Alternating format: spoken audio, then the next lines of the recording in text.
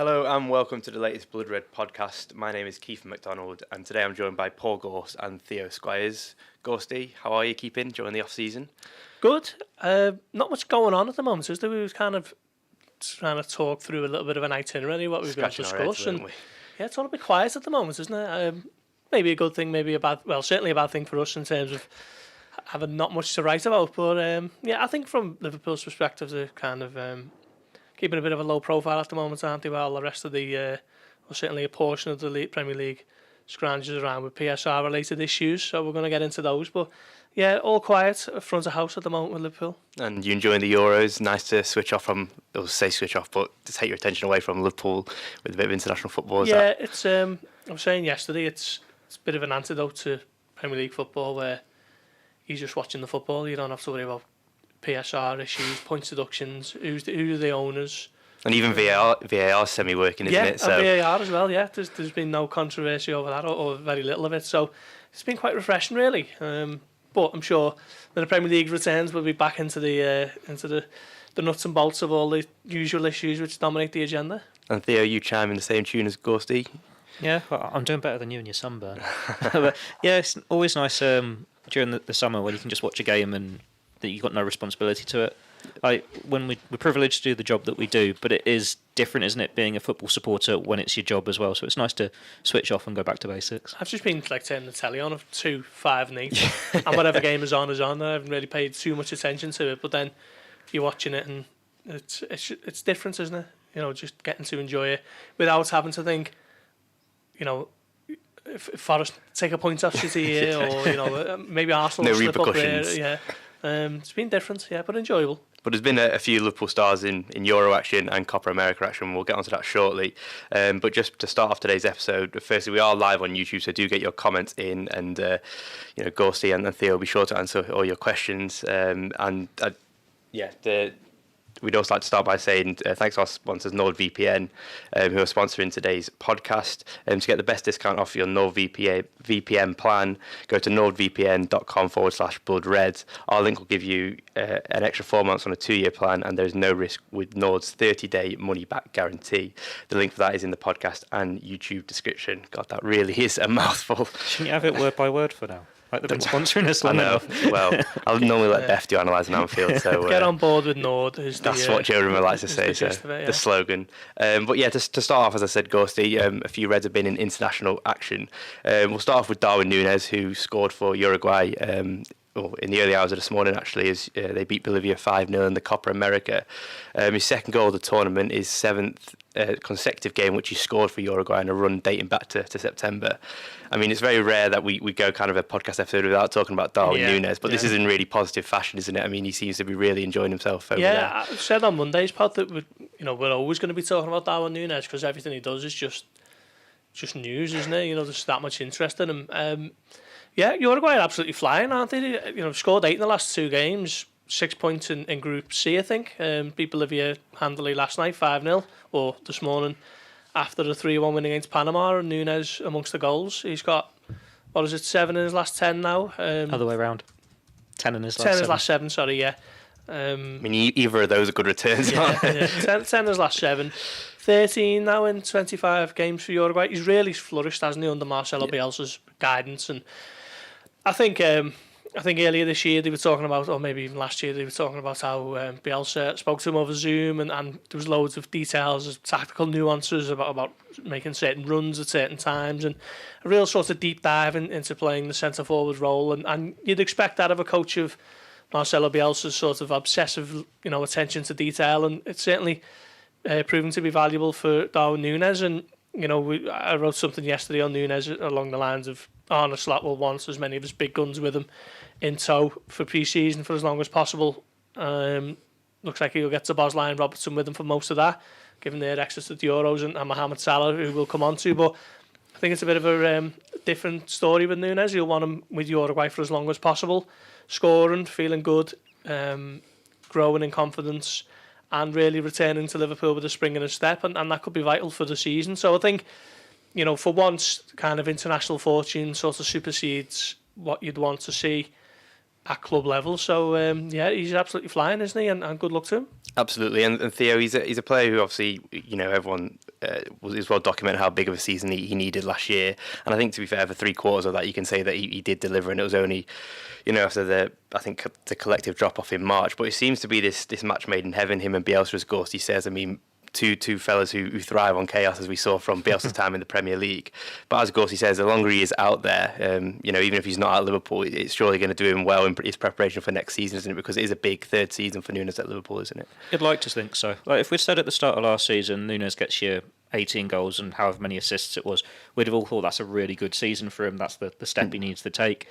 But it's just a bit surreal that because of how the season ended, he's out the side again, he's missing chances. It didn't seem to be as big a positive as it should have been. And obviously, probably didn't get as many in the Premier League as you would have liked. Like, he got a lot in the cup competitions, a lot in Europe.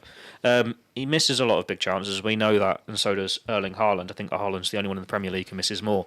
When Haaland's got 2 Premier League winners' medals and a hell of a lot more goals, that's the clear difference there. So that's the level that Nunez needs to strive to reach.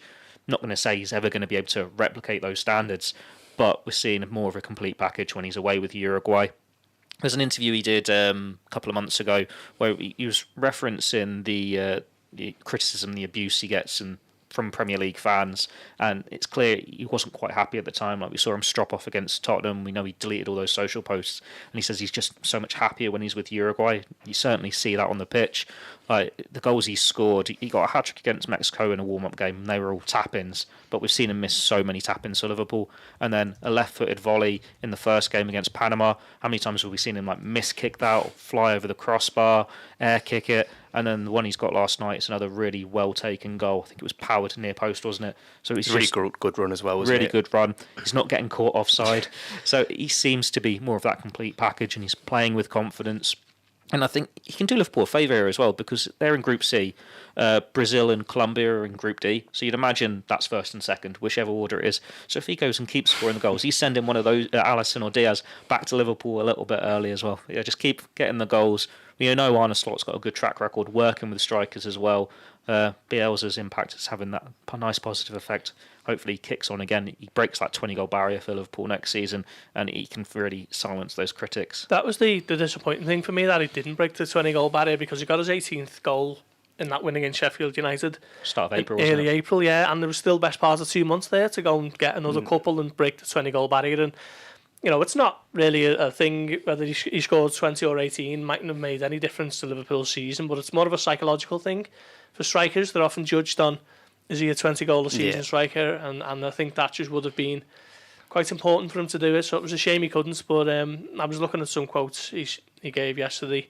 Sorry, he didn't give them yesterday, but he spoke possibly a couple of weeks back, and he was talking about how he feels at home with the national team and how he really feels like a little bit of a brotherhood that's in that squad that Bielsa has got together for the Copa America. And perhaps that isn't always the case at Liverpool, where he's thousands of miles away from home. He doesn't speak the language too well. He's trying to learn it, but he's still not perfect English. And the only sort of anything close to his compatriots within the squad are all, Alisson, McAllister, and Diaz, who are South American, and they do all get on, but it's not quite the same as being around 25 other lads who are all from your country and whatever else. So that maybe is a little bit of an issue there, sort of behind the scenes, if you like. But yeah, like I say, as long as he keeps firing for Uruguay, I think Arne Slot will be delighted to see him remain out in the States and doing the business for Uruguay. Sounds like you're saying they need to do anher Sebastian Coates deal to keep him happy.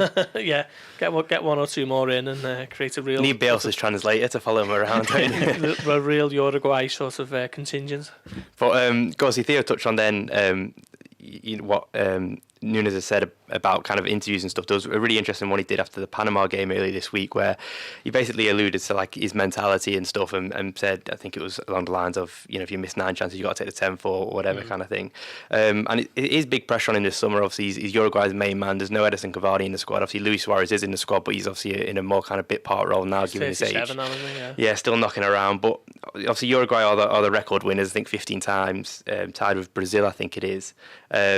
So big pressure on them this summer, and he's really kind of leading that charge, isn't he? So that obviously says an awful lot about kind of how far he's come on. Yeah, I think with the Copa America, I don't follow South American football as much as maybe once did when I was a bit younger, but obviously Brazil and Argentina are always there or thereabouts, aren't they? And then perhaps below that, you'd suggest that Uruguay maybe a little bit more of an outside chance of doing something in this tournament. But they've absolutely flew out the traps, haven't they, the first 2 games? Scored 8, conceded the 1, 6 points, and well on course to carry on to the knockout stages. So good luck to them. It'd be nice to see Luis Suarez when the 37-year-old Luis Suarez had a Copa America title to his considerable haul. He's already won one, hasn't he? Yeah, I think he won one 2011, wasn't it, or 2012 maybe? But yeah, like I say, it's a little bit of a difference in thinking that a manager wants a certain player, a key player, to stay with his national team, but while he's developing in confidence and all that type of stuff, he can stay there for the rest of the tournament. Absolutely. We've got our first question, and I'll throw this one to you, Theo. Well, it's not really a question, it's more of a statement, but take your slant on it. It says, Uruguay play a high-pressing game like Liverpool, plus Darwin leads the press very well. Seems like under Klopp they wanted him to press differently. How do you press differently? Chasing defenders. But I suppose the question is, does playing for Uruguay from maybe what you've seen suit more so than Liverpool, who are probably more possession-based than Uruguay would be? Potentially, but then we're going to get a slight tweak Liverpool style anyway under Arne Slot now. And there's always been trying to find the right place for Nunez in that Liverpool team. Like we saw him do so well in that first season when he moved to the left wing, when he wasn't required to provide the goals as much. And the runs weren't quite there. Like Klopp alluded to the fact that the communication was a bit of an issue, so they couldn't get the instructions over well enough. But then a few more months into the second season, and he really did push on. Like we saw after the Newcastle game, he was flying for a good chunk of the season. He wasn't offside as much. He was timing the runs well, and the pressing's always been a massive part of his game. It's how he got his last goal for Liverpool, closing down that goalkeeper. But it's more when he's taking it against the defenders in the corner, gets the crowds up. Like I know there's a little bit of tongue-in-cheek mocking, isn't there, of Liverpool fans for chanting his name and doing absolutely anything. But it really does set the tone sometimes when he is sprinting away after all the defenders, trying his hardest to win every single ball back. You just need to get that confidence and consistency at club level, because with Uruguay he just seems to be a happier player. He seems to be more mature as well. Like he's just had his birthday this week, hasn't he? In Liverpool we still think of him as this raw youngster who's got the ingredients but he's not quite put it all together yet. With Uruguay, well, we've just said about Cavani, Suarez, he has been the main man for them since the World Cup, and that's what this run of form has come off the fact that he knows he is starting every week. He's got the weight of the world on his shoulders, and it's not phasing him. He's getting all these goals. He's firing them to, getting through the qualification stages, going far, hopefully, in the Copa America. It's just piecing it all together back at Liverpool. Absolutely. And Gorsi, I've got a slightly easier question for you. It says, do you guys get a proper summer break, and do you like a good lie-in on the beach to relax, or are you always just attached to your phones? Yeah, I don't think you can ever properly switch off. I don't. I don't know what you think about that, Theo, but even when I was away a couple of weeks ago, and you're still sort of, reading things and catching up with what's going on. Not necessarily, Liverpool-centric, but I was reading previews for the Euros and things like that, so it's still essentially a little bit of a busman's holiday in that regard. But we do get time off, don't we? I tend to have a few weeks off in June, and but I do find it difficult to switch off. I don't know what you think. I suppose we're a bit lucky that there's the three of us, so when one of us is off, it's not as though they have to clock on and do the big transfer news if something comes through, because you've got two people back at base to sort it. It's difficult because I go home and you're still on your phone, on Twitter or whatever, seeing what's happening. You're still, looking on news now sometimes, just because it's got that home page.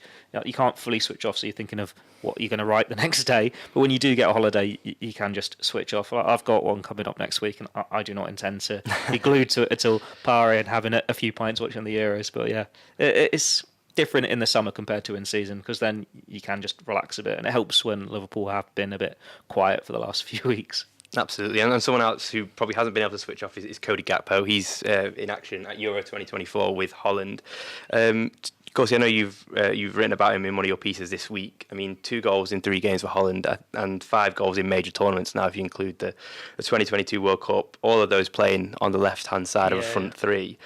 I mean, it's an interesting situation, Gakpo at Liverpool, isn't it? He kind of feels like he's been the 4 guy, but maybe because of his own versatility that maybe other players didn't have. I mean, you've wrote about the connection kind of with Slot, and he'll obviously be aware of his form for Holland. Where do you kind of see next season going for him, and is it a big season for Cody Gakpo? I think it's an interesting one, isn't it? Because he made his name at PSV and in Dutch football in general. Become a Dutch international by playing off the left of a front three, and we know Holland kind of classic, aren't they? They were the purveyors of the 4-3-3, going back decades, and they've always played that.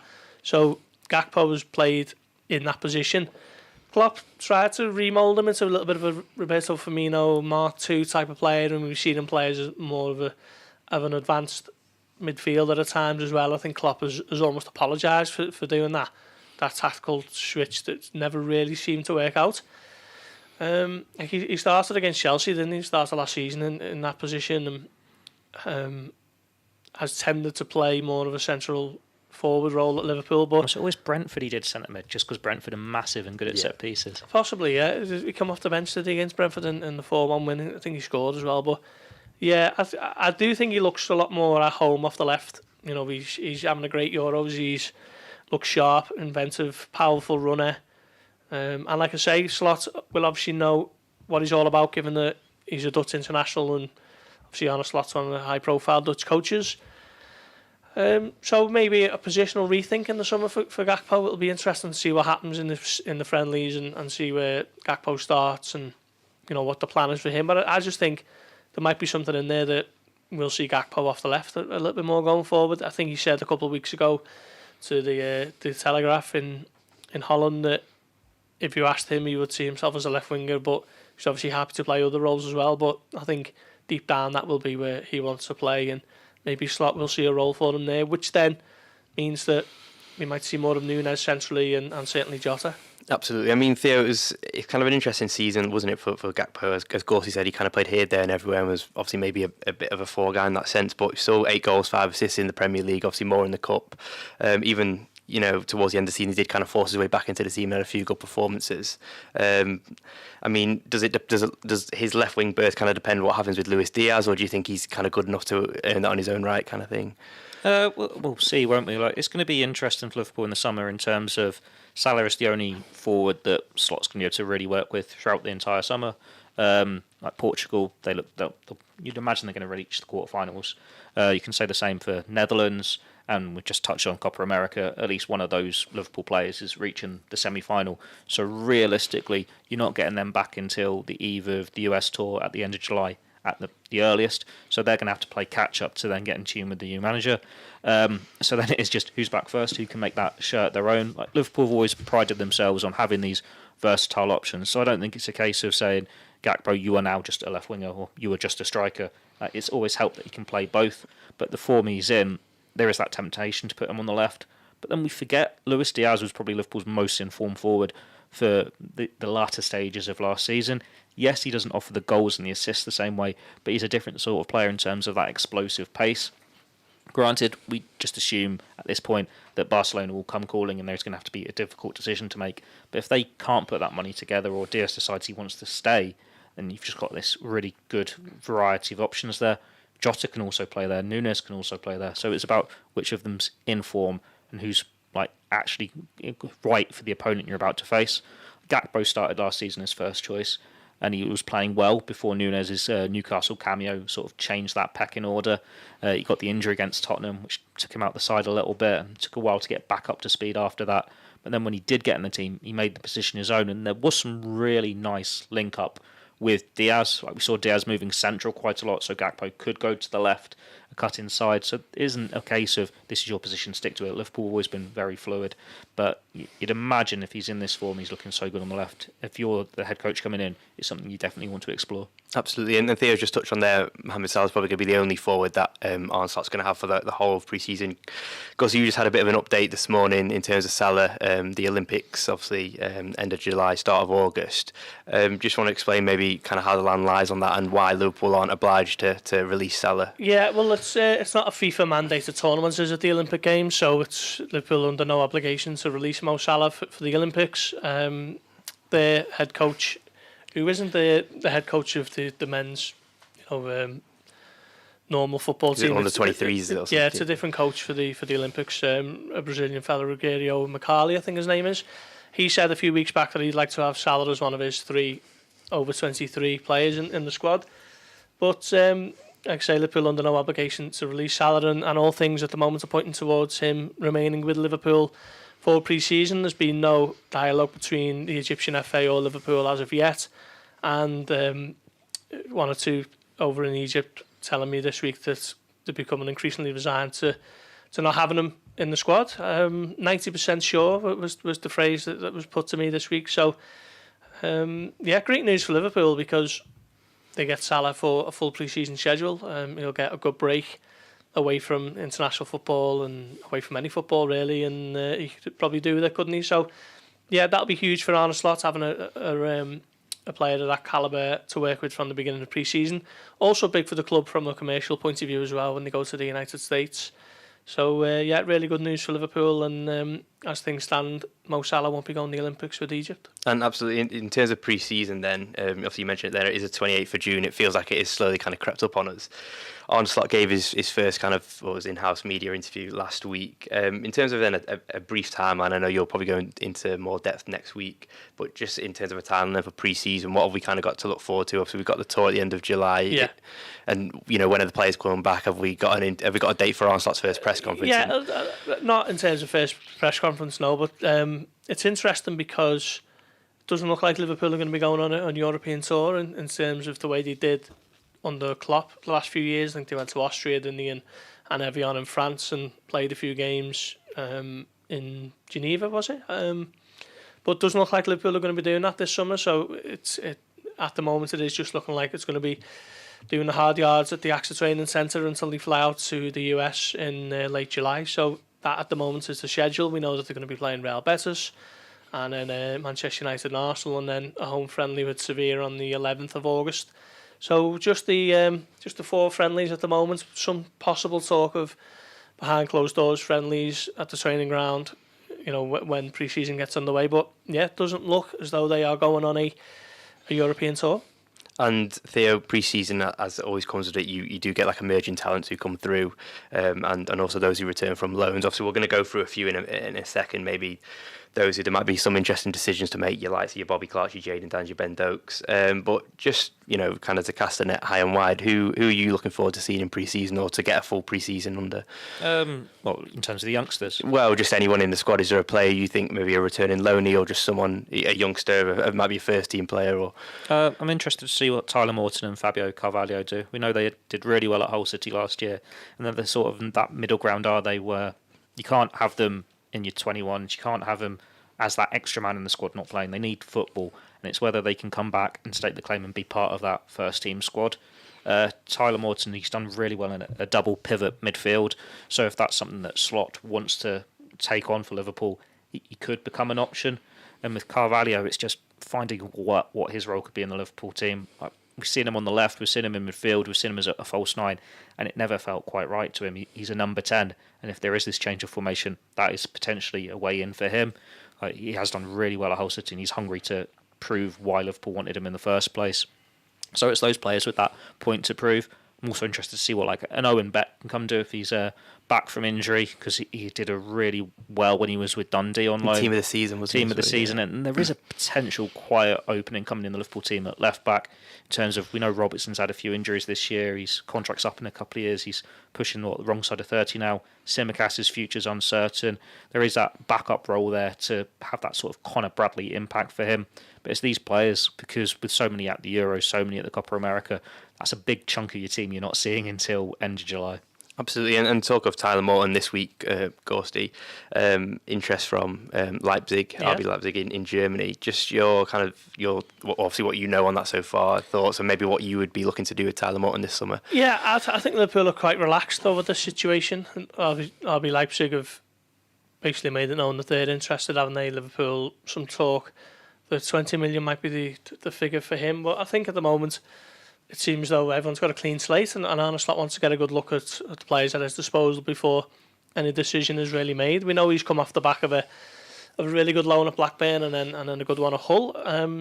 Shown that he can cut it in the Championship, and then I suppose the next step for him would be to show that he can do it in a top flight league, which is perhaps where the idea of a loan might appeal to Liverpool, to send them to Leipzig on loan. But it does appear as though Leipzig are interested in doing a permanent deal. So yeah, I guess that's one to watch in the next coming weeks. I think at the moment it's probably a little bit too early to say either way, but the interest is there, and we should have a decision once Slot gets a good look at him, or maybe Morton makes it known that he'd like to pursue first team opportunities elsewhere. We don't know yet, but yeah, that's one to watch. I always find it quite interesting when you kind of do your pieces about talking about how Liverpool's recruitment works, and you always see the benchmark of like 125 first team appearances to like 175, I think it is.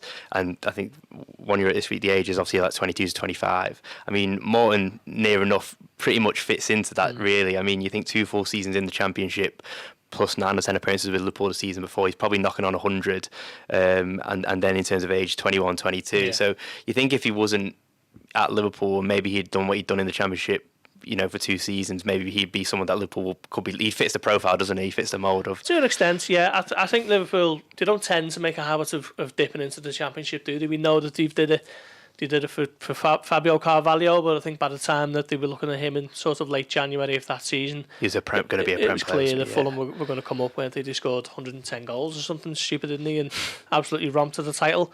So they don't make too much of a habit of doing it. But I think the likes of Adam Wharton has shown that there is quality to be found in the Championship. And, you know, looking back a few years earlier, you know, someone like Michael Elise was Championship Young Player of the Year, wasn't he? Yeah. At Reading the same year, Harvey Elliott was at Blackburn.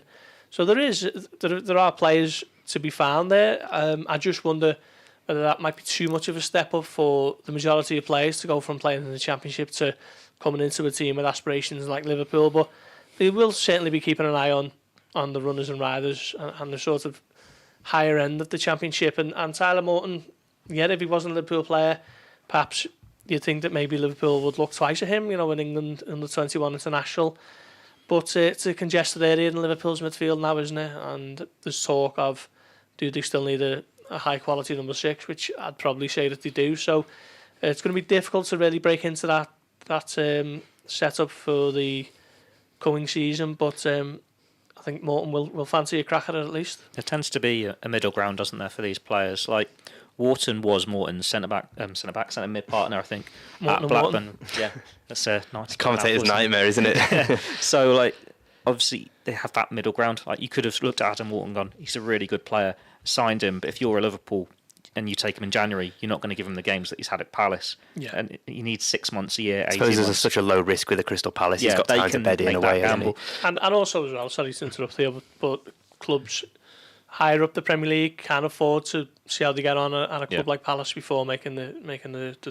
I mean, Virgil van Dijk's a perfect example, really. You know, he was for the taking at Celtic, wasn't he? And clubs rather wanted to see how he got on in the Premier League a bit further down at Southampton before he became a world star at Liverpool. No, you see with Carvalho, say he hadn't been out of contract and he was going for 10-15 million, you'd rather see him go to one of those mid-table Premier League sides, and then if he pushes on again, you look at him, even though you're going to have to spend that bit more, Liverpool took a chance because it was that free transfer. Like, really, Harvey Elliott's the only one you can look at who's come in and he's been okay with that role. Like, he's had to bide his time to get the starts, to get the game time, but he's obviously had the talent and been able to make that contribution to the team. But most of them, you don't want them left on the fringes, because if they're left on the fringes, the confidence drops, the price value goes down as well. They need rhythm, they need those games to really push on. And it's something that Klopp hated, didn't he, when he first came in, the loan market. But then he quickly realised how important it is to English football, because going to the Championship, it means so much more in terms of quality and everything, and what you can learn as a player than staying with the 21s. Sometimes it helps to train with Salah, Van Dijk and all these players every single day, but sometimes you just need first team football, and it's about getting that level right. Absolutely. Well, I'm just going to fire through a few more names to kind of get your thoughts on those in terms of transfers. So we're going to start off with Luis Diaz Gorsty. Take it away. Very interesting, isn't it? I think it's the kind of subplot of Liverpool's summer, this one, certainly on the outgoings front. Loads of links in the Catalan press that Barcelona would like to bring him to the club. But I think Joan Laporta, the Barcelona president, was quoted as saying, possibly last week, that Hansi Flick, the new coach there, is happy with the squad that he's got at his disposal, and said that I think they're looking for a defensive midfielder, but any holes or gaps that they've got in the squad will be taken care of by the famous La Masia Academy that they got there, and how much of that was a bit of kidology, or how much of that was an admission that they don't quite have the money yet is anyone's guess really. But consistent links to Diaz, and I'm not hugely averse to selling them if the right offer comes in all honesty. I do think Liverpool can upgrade there for the right price. My only concern would be if Liverpool do get, let's say £60 million, would they go and bring in a player, a direct replacement for £60 million? I'm not sure. They haven't always done that, have they? It's not always how they work. They don't tend to bring in direct replacements for the very same money and try and upgrade.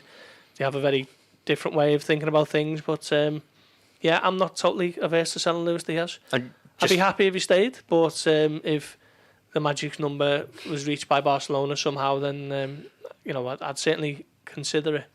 And just to kind of press you on that as to why you wouldn't be against selling Diaz, why is that? Is that just because he's been at Liverpool now? Well, it will have been 3 years in January. Turns 28 in January. He just hasn't really kicked on in the same. Obviously, he's never really had a full season to kick on, has he? Really? Yeah. But why is that? I mean, I love him. I love watching him. He gets you on your seat. He works tirelessly, and he's always looking to make things happen. But I just think in that position on the left of the front three, I think you have to be returning really big numbers, goals and or assists, and we saw that with how good Sadio Mane was for 4 or 5 years on the left side, and maybe we've been a bit spoiled because of that in recent years, watching him most weeks. But yeah, I just feel like that particular position on the left of the front three is where you need your absolute superstars. And okay, Mo Salah does it on the right side, but I just feel like there is an upgradable, thing there for Liverpool to look at. And like I say, I'm not desperate to sell him by any means, but I just think if a certain number comes in, then it's a conversation to be had. He's not as good as Mane, is he? I've said it on this podcast before. Mane's worst goals return for Liverpool is Diaz's best. And that shows you the levels there. And he came in a bit later. He's been unfortunate with injury. But you just want to see that bit more from him. He does feel like a player you can upgrade on, because now he is getting to that 28-year mark. These are his peak years. And if this is as good as it gets, you still want that little bit more. He's got the pace that he could be a really good impact player off the bench, but we've never seen that from him. It has always been if he's available, he tends to start. Obviously, we've been used to these Barcelona links for a number of months now, ever since his number father... of years, depends. Take your pick of players. Like his father said it really early on, and I think we all raised our eyebrows at it at the time. But since then, you've become more aware of it and almost accepting of the fact that if Barcelona come calling, he'll probably want to go. And so, if Liverpool can upgrade on him, do it. If you get the right offer, do it. Sell him. But if you're not going to find that upgrade, you're not going to get the right offer, there's absolutely nothing wrong with keeping him, because he is still a very good player. It's just where you are in the market in terms of being able to get in a good replacement and getting the right money in. Like, I'd throw Konate into that same conversation as well, in terms of, we know his injury record. If PSG came in and said, here's 50 million for him, and you know you can get someone better, do it. It's about upgrading the squad and the right tools at your disposal. But if they're the better than what's in the market, you stick with them. And that is something that Liverpool have done with players with expiring contracts. For an example, like Klopp said, well, we're not going to sell an Emre Can, we're not going to sell a Gini Wijnaldum, because they're better than whoever we could bring in as the replacement. Well, with a small transfer fee we get, it's just assessing the squad for the year and what's available and where you'd be left with if they went, and who comes in. There's a little bit of a merry-go-round with left wingers, isn't there, this summer, with obviously Mbappe being the one to kick it all off, moving from PSG to Real Madrid, and as a result, they're looking at Kvaratskhelia, aren't they, from Napoli, and then Barcelona being linked with Diaz.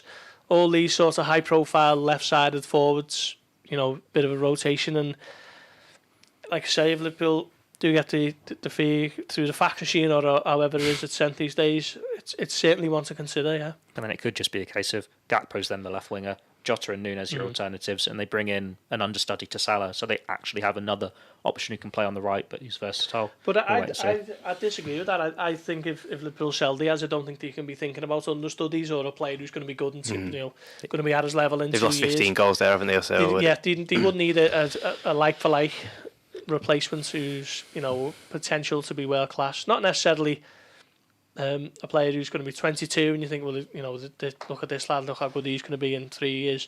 It's going to have to be a player who's already proven it with a CV who can become a star straight away. That's been pointed out the Euros so far, though, isn't it? Like all the players that have been the talking points, the stars, they're that much younger than they were 4 or 5 years ago. They're all the ones in the early 20s rather than the peak of the powers. So it's as though football talent now, you are looking for the ones who've just burst onto the scene and just made that impact rather than a few years on when they are coming into it, which is what Diaz was when they signed him. Yeah.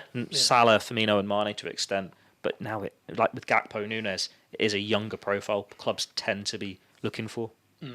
Another interesting one on the list, Kostas Tsimikas. I'll come to you on this one. You mentioned earlier that there could be, or you kind of think that there might be a slight opening at left back this summer. For you, likes of Luke Chambers, Owen Beck, those kind of players.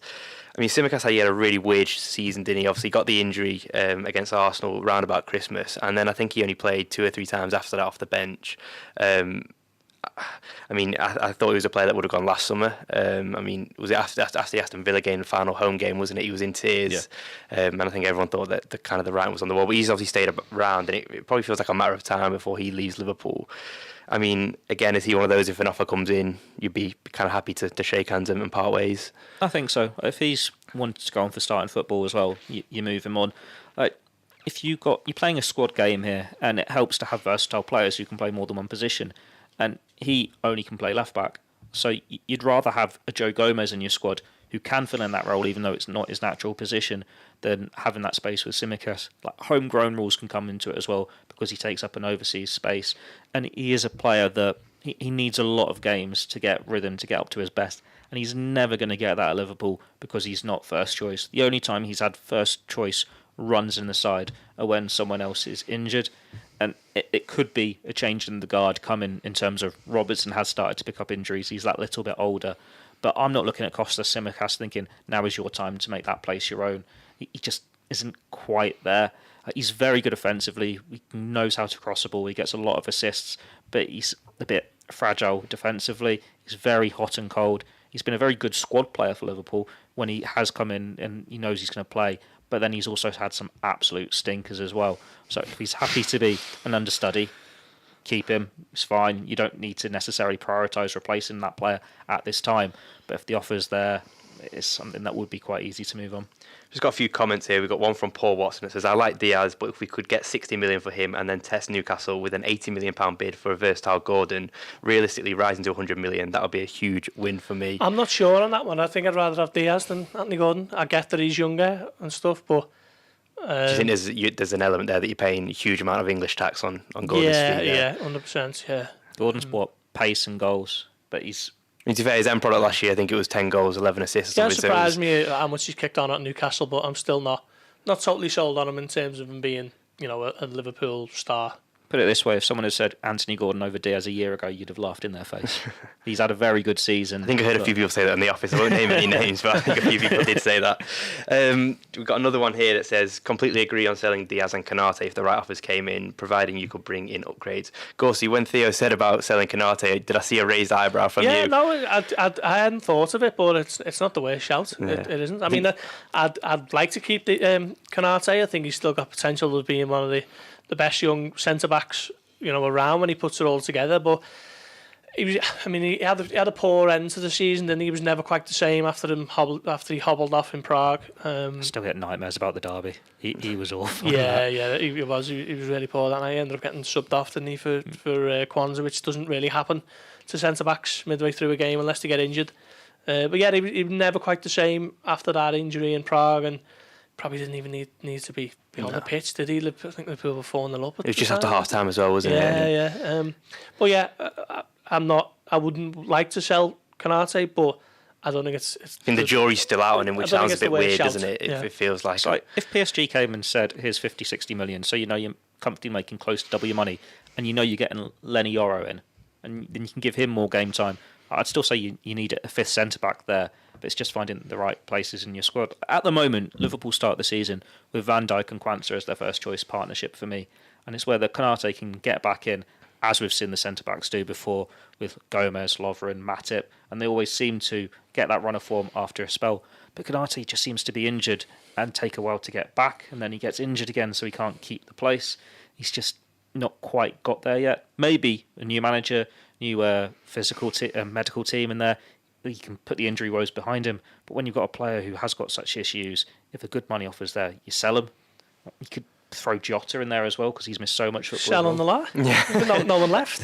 You're happy with them in the squad. They have a good impact. They're really good players. When you start, you don't have an issue with it. But if someone's saying here's a player who's not got the injury issues, you've got to be a bit brutal, don't you? You've got to make that ruthless decision. I mean, one of the reasons why Slot got a few ticks in the boxes was his willingness to explore different ways of keeping players fit.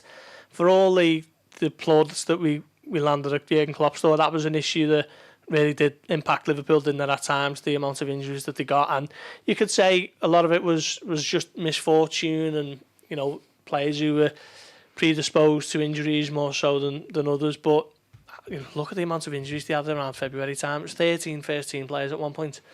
And Slot has been brought in with, not the only reason, of course, but he does tend to explore ways of keeping players fit, and he does tend to have a good injury record with his squad. If he can keep the squad that he's got fit for longer, keep players fresh, that's obviously going to be massive for Liverpool generally. And as a result, I don't think they need too much surgery in the market. But that's a big ask when you do have players like Theo says, of Jota, Konate, and sure 2 or 3 others who do regularly pick up these muscle issues. Sounds like Slot was 1 year late to save Thiago Alcantara. I mean, might have needed a couple of years there. Moving on, we'll go on to a few of the fringe players and those who have been out on loan. So we've got Sepp van den Berg. I know you've written up some quotes this week that have come from a sporting director in Germany. Do you want to just tell us a little bit about those and what was said? The Mainz sporting director's basically said he wants to come back to us. He said that himself publicly in that interview with the Telegraph, wasn't it? I think that basically the writing's on the wall there. Like, going into the summer, I think you want to look at him, don't you? He's had a really good season in the Bundesliga. You've got a Dutch head coach coming in. You think there's something there that you can work with. He could force his way into that pecking order, be your 4th, 5th choice and have some game time. But he doesn't seem to be interested. He could have had that conversation in private with the new coach, with the new sporting director, and saying, look, I want to play. I want to be first choice. It's a new regime. And he's just spat in their faces by doing that interview and making clear what he wants to do. The way I'd look at it with Van den Berg is he signed the same summer as Harvey Elliott. Harvey Elliott's had a year out on loan. He's still played over 100 games for Liverpool. Van den Berg's played 4 or 5. I think Van den Berg's older than Elliott as well. So 2 of those were for the 21 first teams, you know, when all the first teams were... And Elliott missed about 6 months as well, didn't he, with injury? So I think...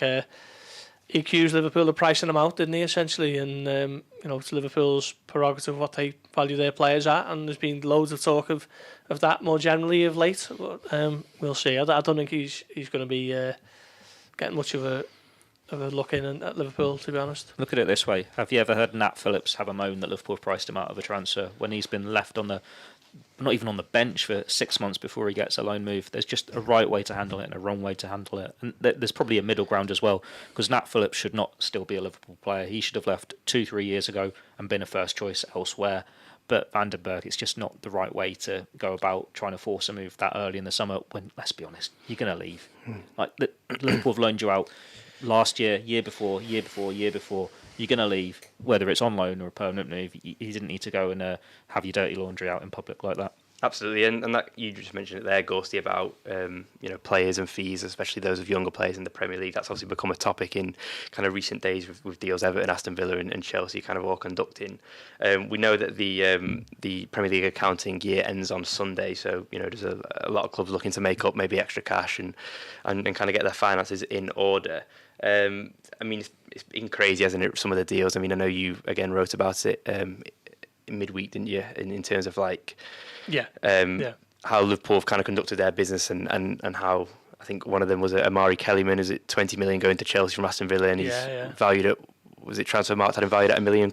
Yeah, I mean that's obviously an unofficial valuation, but Transfermarkt, who are the influential and sort of respected websites on stuff like that valued them as 850,000, and Chelsea are going to pay 19 million for him. Put an extra 10 million on Tyler Morton in that case. Yeah. Well, it all links in, doesn't it? That like you talk about Van der Berg, Liverpool are kind of well within their rights to if these fees are getting thrown around. Yeah, I mean, Timo Robenham's just gone to Everton, hasn't he, for 9 million, and Lewis Dobbin went the other way to Aston Villa for 10, I think. Obviously, these clubs are looking to sort of help each other out with PSR related issues, and look, that's their way of getting around the rules that are obviously hugely controversial. So I've got no real issue there, but it looks like the Premier League are going to sort of take a second look at what's been going on there, and we'll see what happens. But yeah, Liverpool got no such issues, have they really? And sort of taking a watching brief to what's going on, and a few clubs might have busy weekends because Sunday is the deadline, and they need the money on the books. Absolutely, and Theo, there's a kind of a few teams that we mentioned earlier that kind of might fall under that category of, having busy weekends, as Gorsty said. So obviously you've got Newcastle, Chelsea, Aston Villa, Everton, not sure, and obviously Ben Goffrey looks like he's joining Atalanta, so that might tip them over. But you've also got Leicester City as well. Being realistic in that list, is there an opportunity? Obviously it's very late, but was there an opportunity for Liverpool to have in terms of maybe snaffling someone from one of those teams? Maybe, but it's not as though there's loads of star players who are moving there who are, I can get a really good player here. I know Everton, it was Jared Branthwaite, wasn't there, United, and they've been haggling over that fee. It looks like Everton have made the money back elsewhere, unless there's a late breakthrough. That is a player I would have taken. Everton, would never have sold him to Liverpool. So it's a non-starter. You look at like Chelsea and you go, Cole Palmer, that would be a great one to snap up, but it's not for sale. Newcastle, Guimaraes, we know his release clause. I think it expired last week. No one's gone for him. They're getting rid of the more fringe players, aren't they? It doesn't seem they're as desperate as you sort of feel when you may go on about this PSR deadline. There's none of these transfers, put it this way, have been like, we should have been in for them. It's not the fire sale that everyone pitched it out to be a few weeks ago, was it? Yeah. Gorsty, any names that kind of would tickle your fancy on that list at all, or? Yeah, I think we wrote something about it this week, didn't we? And we all sort of picked a player who we'd like to sign from the PSR threatened clubs. I think I've always liked Alexander Isak for Newcastle. They've got injury issues, of course, but he'll fit in well at Liverpool then. yeah, he looks replace Jota with brilliant. His range of finishing is great. He's a powerful runner, real sort of traditional number 9, isn't he? But always does well against Liverpool as well. Yeah. And I just think of the chance that Liverpool create, the amount of goals he'd score would be a lot. Absolutely. Well, that's all we've got time for on today's episode. Gorsty and Theo, thank you very much for joining me.